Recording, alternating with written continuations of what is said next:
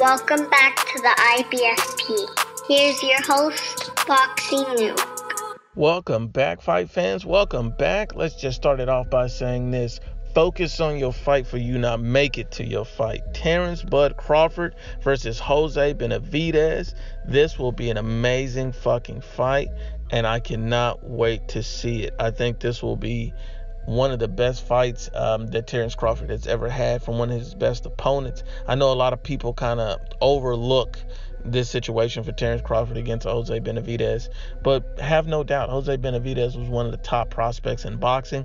Jose Benavidez was actually shot a couple years ago. He was told he'd never fight again, never walk again, and he's proved all the doubters and doctors wrong, and yet that he can still compete. He sparred top names such as Errol Spence and Sean Porter, but he's never actually had a fight with any of those guys. His record is littered with bumps. He's never had a step-up opponent, so instead of having a step-up opponent, he immediately jumps into Terence Crawford, which I think will be his demise. I think he's a good fighter. I think he has great potential, but unfortunately, you're not ready for a Terence fucking Crawford.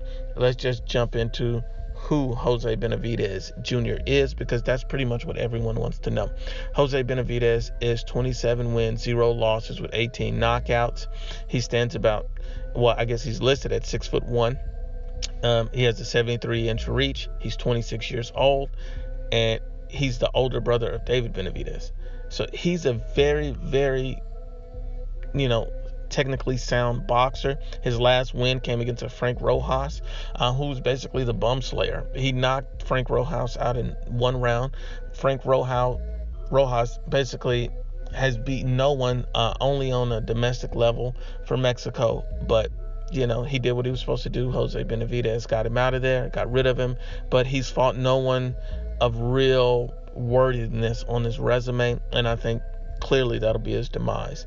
Terence Crawford, on the other hand, is 33 wins, 0 losses with 24 knockouts. He can switch hands.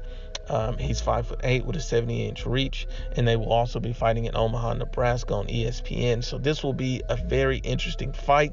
And I thought about this, and I thought Jose Benavidez will give Terence Crawford some problems within the first 5 rounds, because I think he's going to be cautious. I think it's going to be a slow start for these guys. I think that either one of them are going to be easy or quick to jump in to try to hurt the other one too fast. I think they're going to both try to take it slow.